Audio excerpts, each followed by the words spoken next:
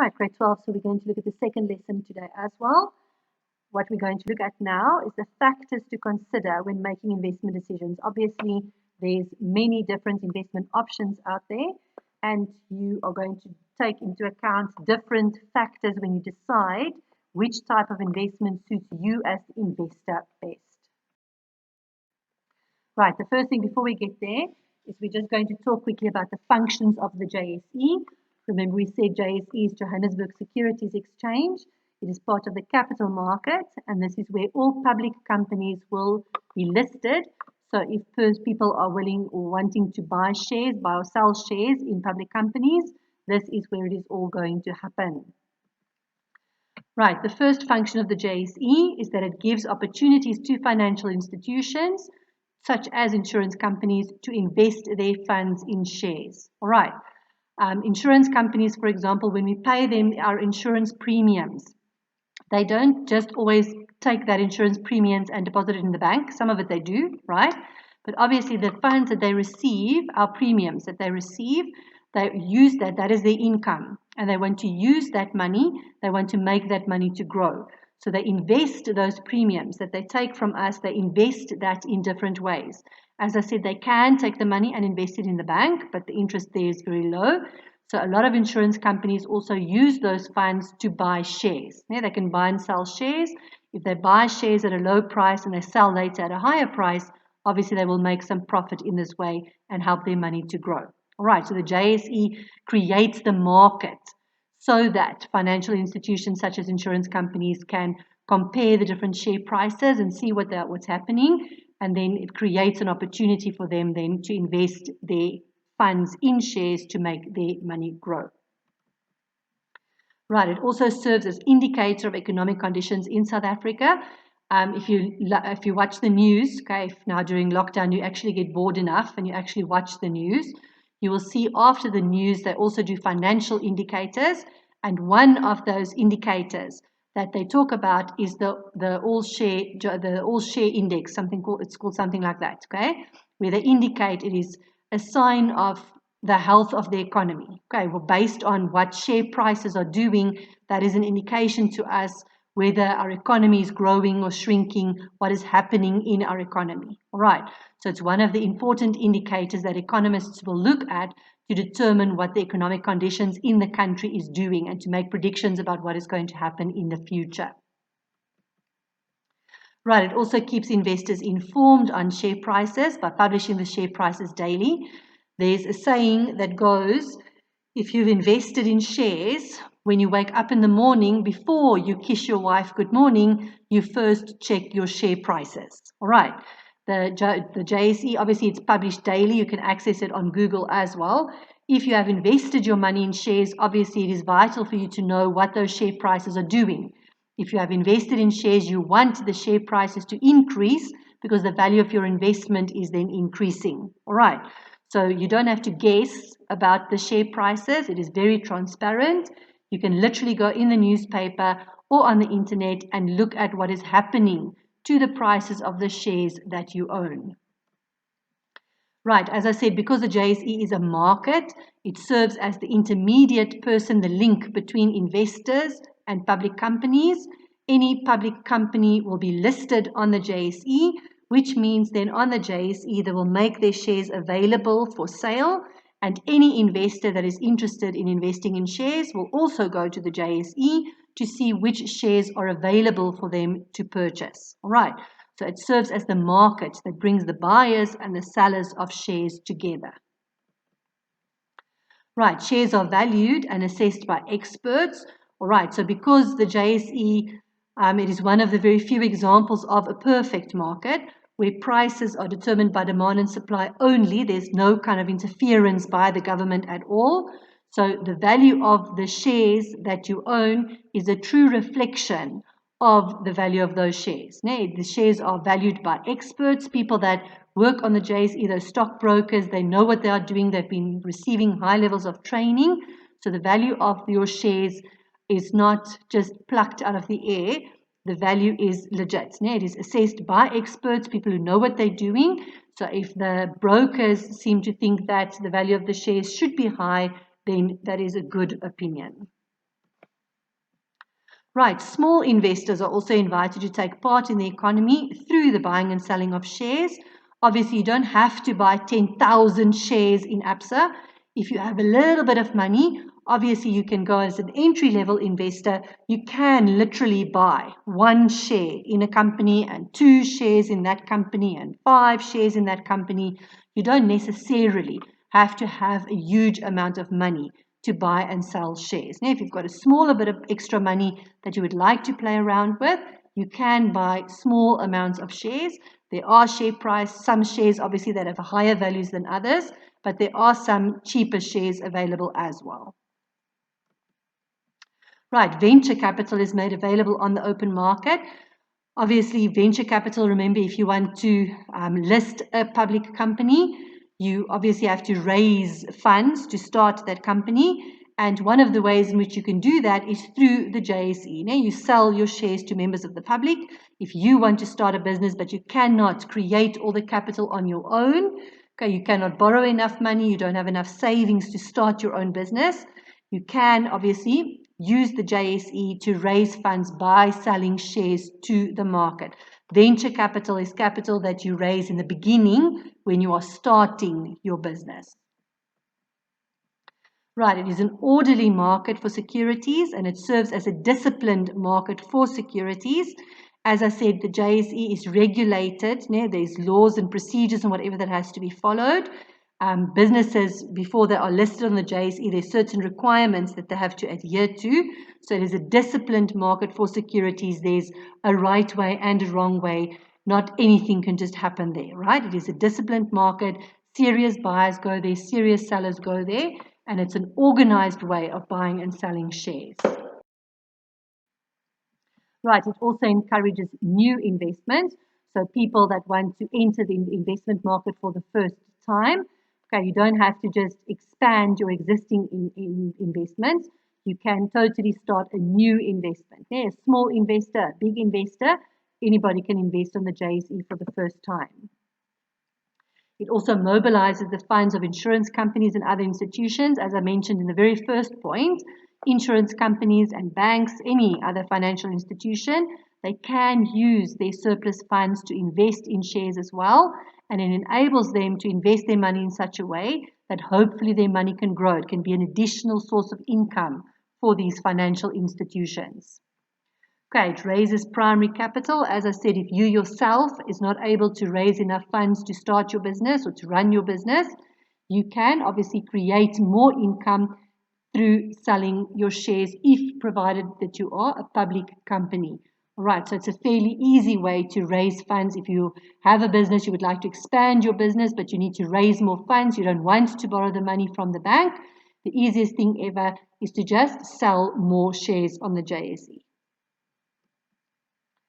Okay, it regulates the market for dealing with shares. As I said, through demand and supply, the value of shares are determined. All right, so it's an organized way of buying and selling shares. Okay, it also plans, researches, and advises on investment possibilities. Obviously, as a first-time investor, I would not go and make my own decisions on the JSE.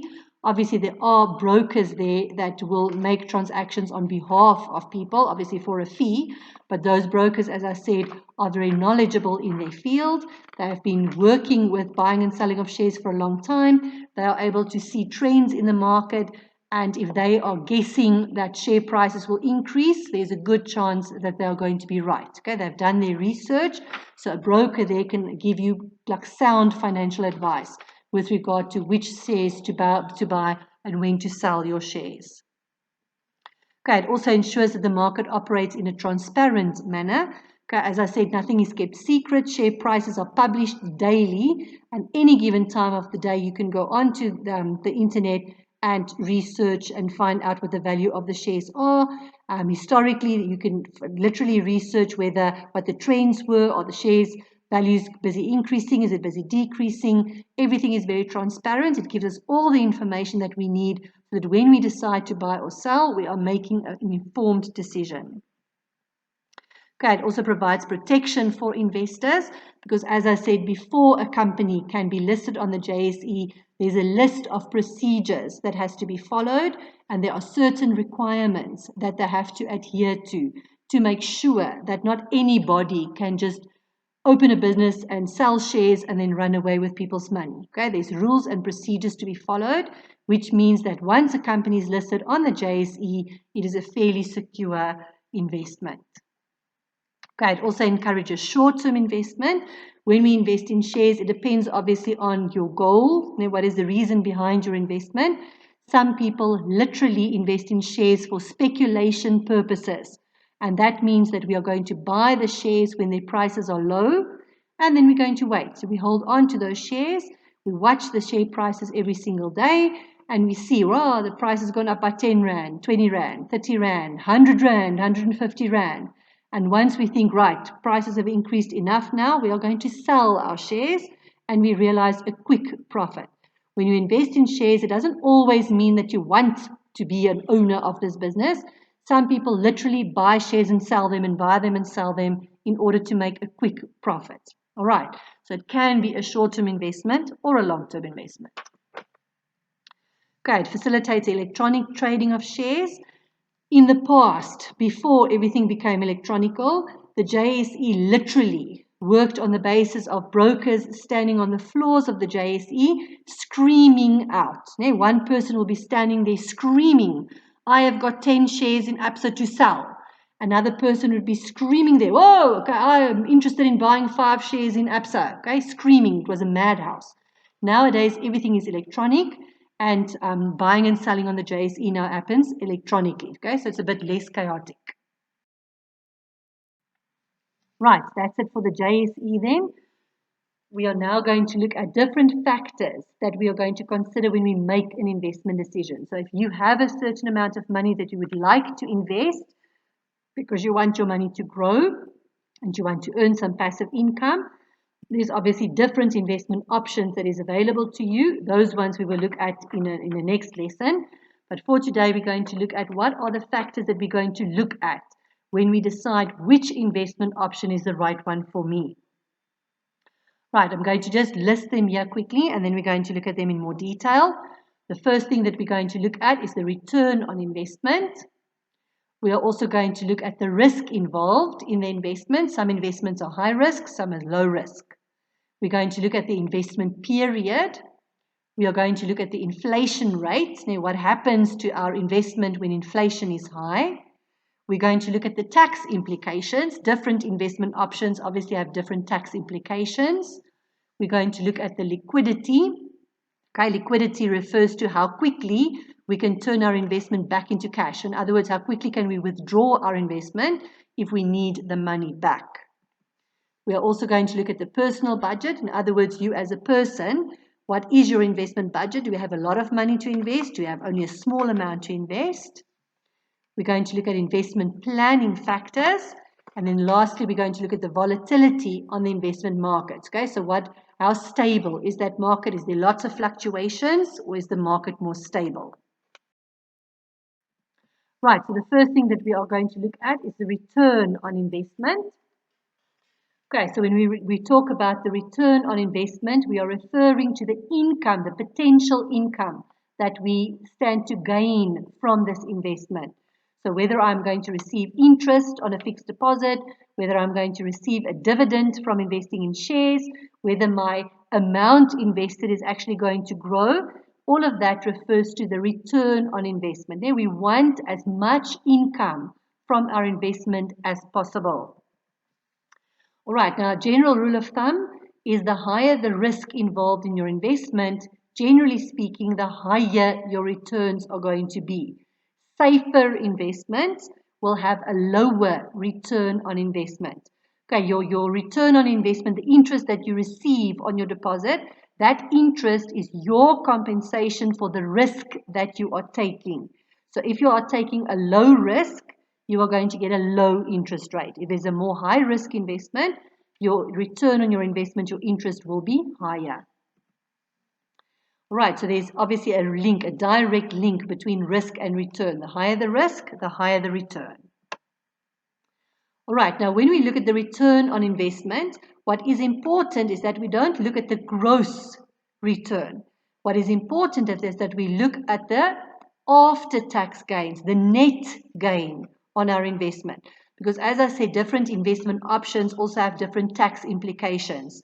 Any income that an individual will earn will be taxed, but different incomes are taxed differently. All right.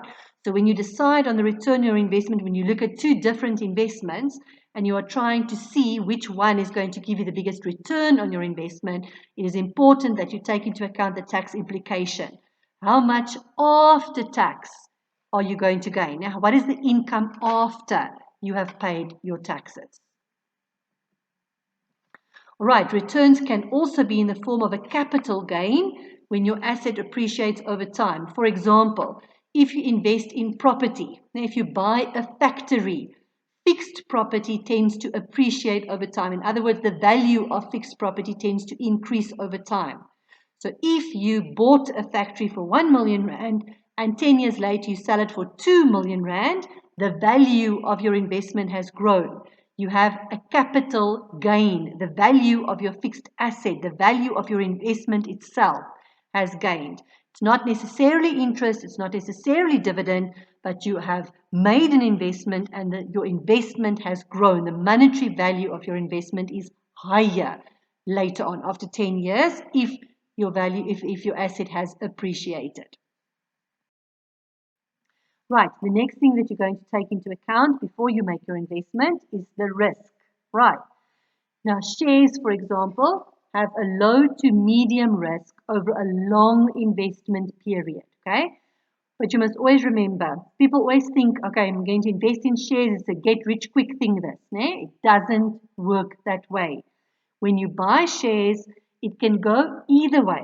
The price of those shares can increase, yes, and then you are going to make a profit of it when you sell it, but the chance is just as good that the value of those shares are going to drop, and then you're going to lose your money. All right. Shares over the longer period, the longer you leave your shares for, the more stable the value of the shares is going to be, and the risk is lower. But if you want to make a short-term investment, then shares is not the answer. Then it's a high risk that things can go wrong. All right, but shares that come with higher risks also have the greater potential for higher returns. Now remember what I said, high risk, higher return on investment. All right, so if you are willing to take the risk, if you're not scared to take that risk, obviously then if the investment is successful, your returns will be high. But high risk investments also have the chance of going the other way and you actually losing the money that you have invested. Okay, now we distinguish between different kinds of shares. We have ordinary shares, we have preference shares. We are going to look at that much later in this chapter. Your ordinary shares is the highest risk, right? Because with ordinary shares, what is going to happen is if the business is dissolved, if the business is liquidated, okay, so the business is not successful, it keeps making losses, and eventually the business is liquidated, they stop functioning, and they go out of business, your ordinary shareholders will probably lose all the money that they have invested. All right, so it's a high risk investment because and this only happens if the business is liquidated. Obviously, if the business carries on, you are going to see, as long as they receive a profit, you might receive your dividends or whatever, but once that company is liquidated, your ordinary shareholder is the absolute last person to receive anything if there is money left over after paying the creditors during liquidation. All right. Your preference shareholders' risk is lower because once that business is liquidated, after the creditors and whatever has been paid, your preference shareholders will receive some of their compensation in return for their shares before the ordinary shareholders. Right. But even preference shareholders might not get all of the money that they have invested. They might not get all of that back. All right. But they will get money back before the ordinary shareholders gets money back. But all of this only happens at liquidation. For as long as what the business is carrying on, if you want your money back, you need to sell your shares, right? I am only talking about liquidation now. If the business is dissolved because they are insolvent, they make losses, they cannot pay their creditors, and they get liquidated. During liquidation, creditors will be paid first, then your preference shareholders, then if there's any money left over, the ordinary shareholders might get some of their money back. Okay, your shareholders never get all of their money back. Right, share prices are linked to factors that investors cannot control. Okay, as we said, your share prices is an indicator of the health of the economy. So obviously, if we are in a recession or a depression, that is going to have an effect on the value of your shares. All right, and there's nothing that you as an investor can do about that. You have no control over what the economy is going to do. All right. But all right, also factors that you cannot control will include also the operational success of the business. You as the shareholder, okay, some shareholders, ordinary shareholders obviously get to attend the AGM, you get to vote at the AGM, but the day-to-day running of this business is in the hands of the board of directors. All right, you as an investor does not have control daily over the operations of that business. Whether that business is successful or not, whether they make a profit or a loss, you cannot control that. It is outside of your control.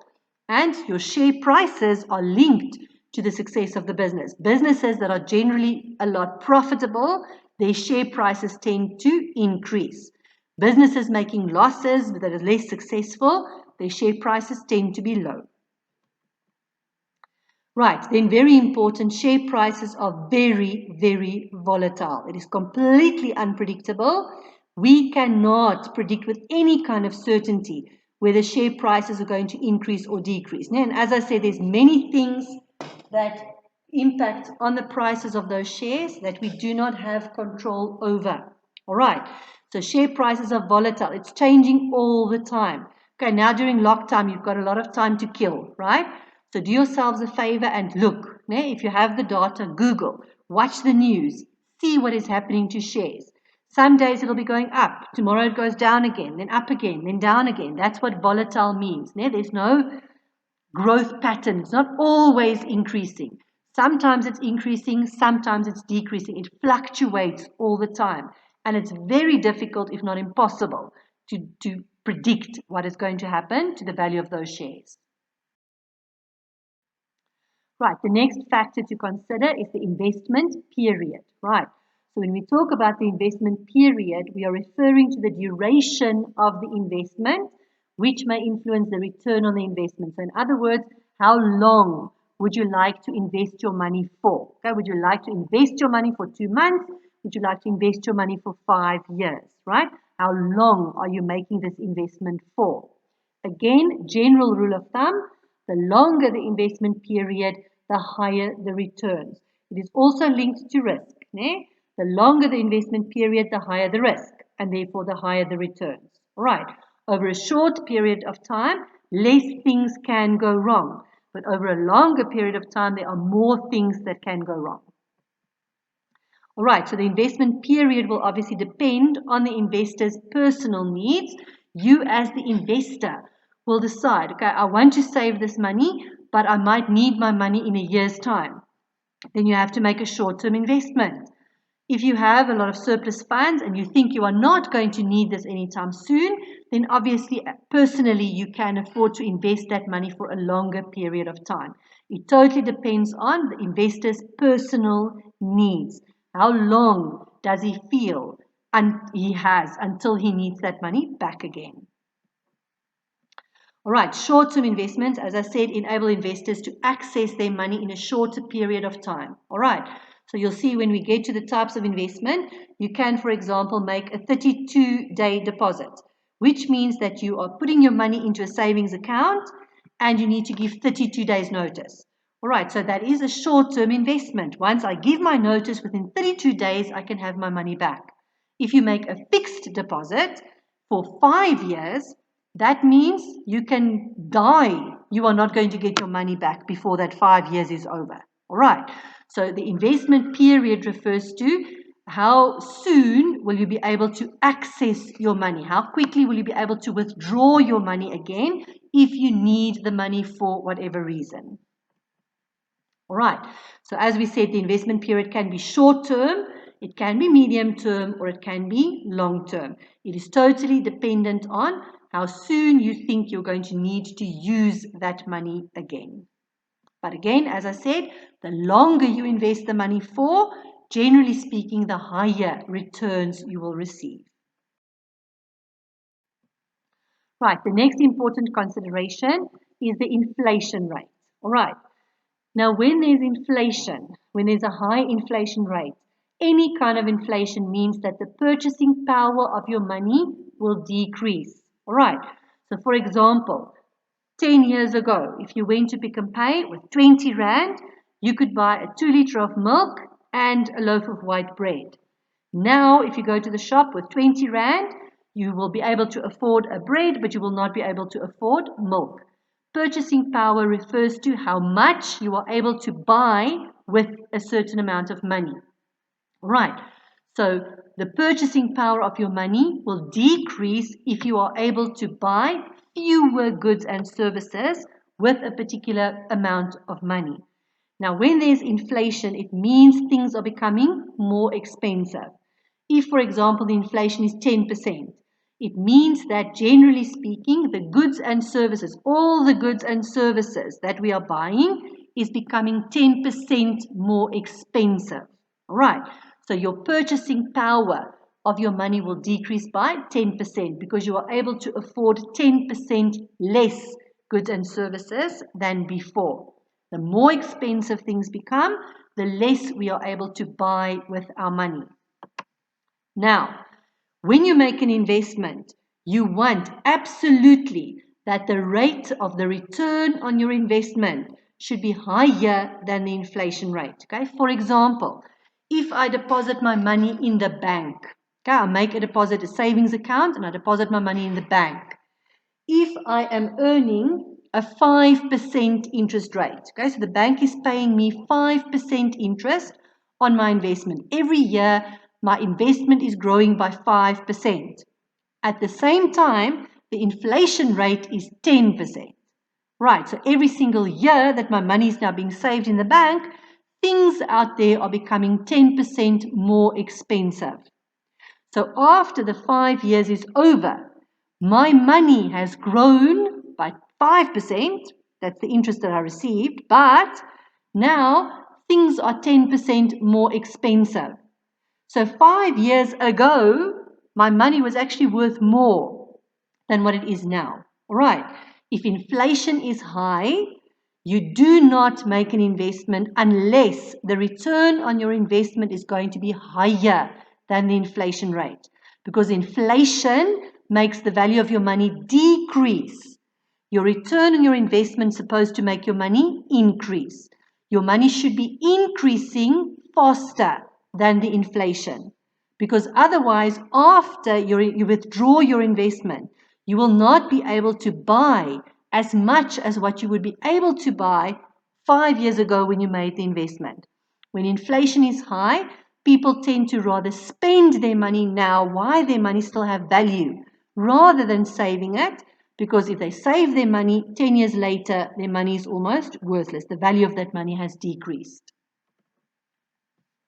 All right, inflation has some positive effects for some investments like property. All right, with property, fixed property, if you invest in fixed property, remember, fixed property will appreciate, and it appreciates generally faster than inflation because property values will also increase. The prices of properties will increase when there's inflation.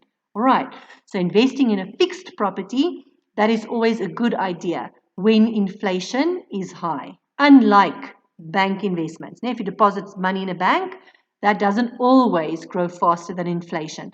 But in fixed investment is always a good idea in times of high inflation because it always grows faster. The value of property increases faster than what inflation decreases the value of your money. Right, the next factor that you are going to consider is your personal budget. Obviously, I said investors will determine the amount of surplus money that they have. Okay, always remember, you only invest money that you have surplus. All right, When you do your budgeting, your personal budgeting, you make sure that you can satisfy your basic needs, you can buy enough food, you can pay for your medical expenses, you keep money for unexpected things, you pay for your education, you put money aside for your vacation, for a holiday, for retirement, or whatever. If you have money left after paying everything that you need to pay, that is the money that you have available to invest. All right, because remember, investments are always risky. You can't invest money that you physically need to stay alive. All right, as I said, you must budget for unforeseen costs.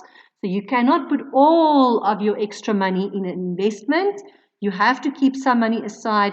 You don't know, your car might break down. You might have to replace the tires on your car. You might be in an accident that the medical aid doesn't pay for. Things happen, unforeseen things happen, and you also must keep money aside to pay for those unforeseen costs. Only extra money, money that you are not going to be using for anything else, that is the money that you are going to invest. So obviously your investment amount will depend on your personal budget. How much income do you have? What are your expenses? And how much extra surplus money do you have available to invest? All right. The next factor that you're going to look at is liquidity. And as I said earlier, liquidity means, or it refers to the ease within which to return your investment back into cash. All right. So you're looking for an investment. If you want liquidity, you're going to be looking for investment that can be easily converted back into cash. All right. So in other words, without, like very quickly, without much notice and without a lot of hassle, you are able to convert it back. You sell your investment and get your cash back.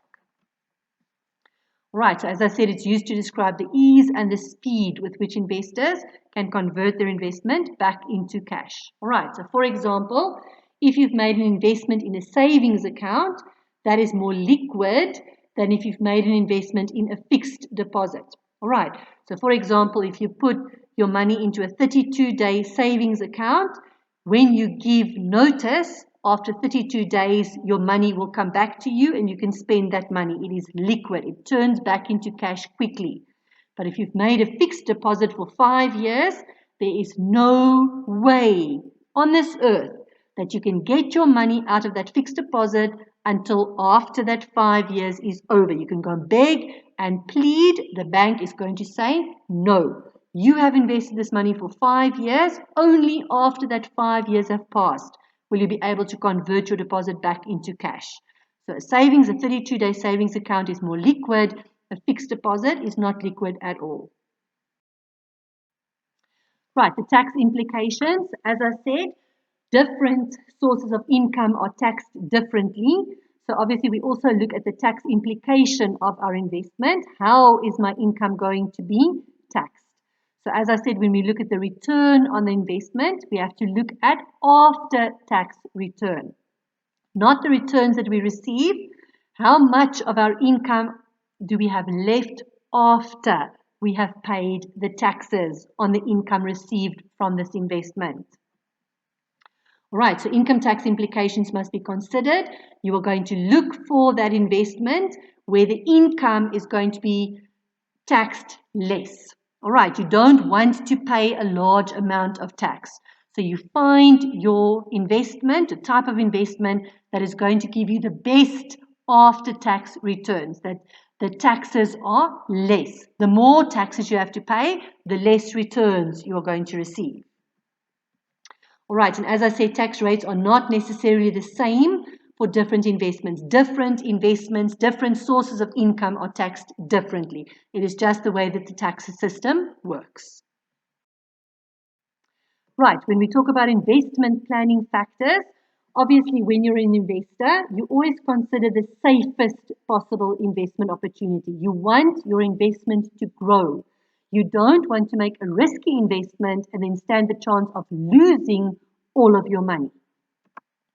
All right, so some investments offer a low income on invested capital because it is low risk, right? Remember we said low risk, low return on investment. All right, so if you are a pensioner, for example, pensioners don't have a lot of time left in their life to build up more income. If they make a wrong investment and they lose their investment, they are going to have a hard life until they die. It's not like they can work and earn some more money quickly.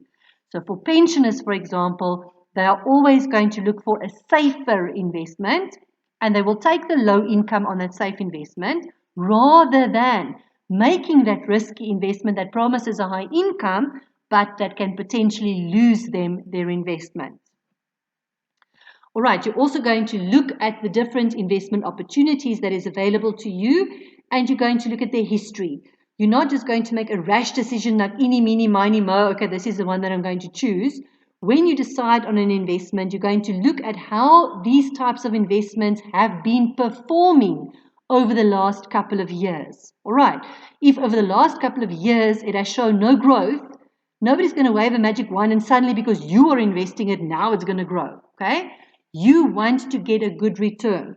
So when you're buying shares, for example, certain shares have a good history of making good money, other shares not so much. All right, so study the history, the company that you are investing in, the ones whose shares that you are buying. What is the history of that company?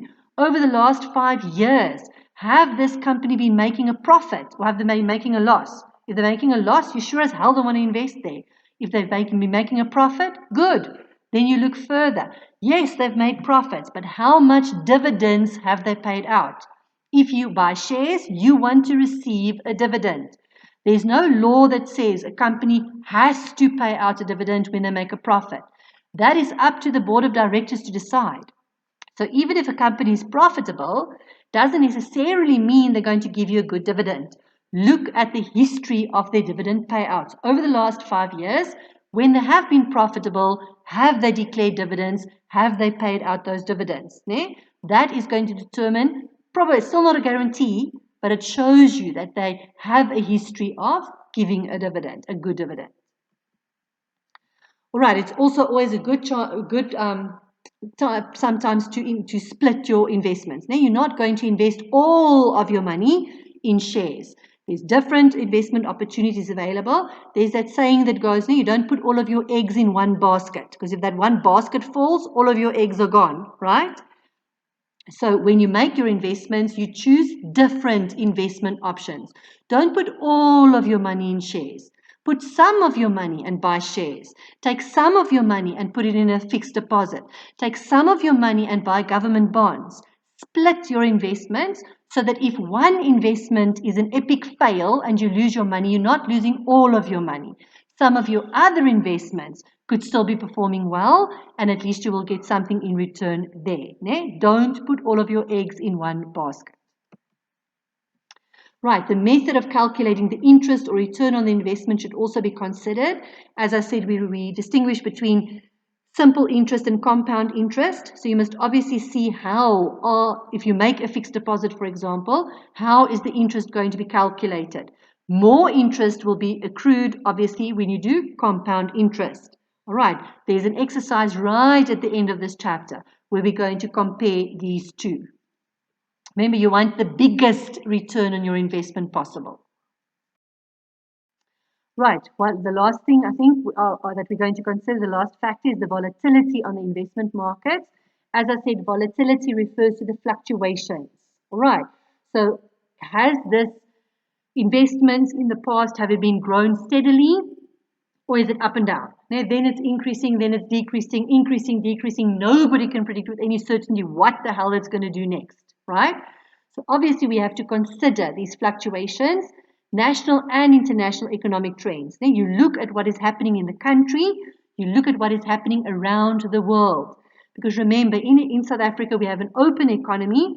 We are influenced, very much influenced, by what is happening in other countries as well, okay? Especially our trading partners like China, like America, like the European Union, like Germany, like Japan, right? So anything that happens on those markets will impact on our markets as well.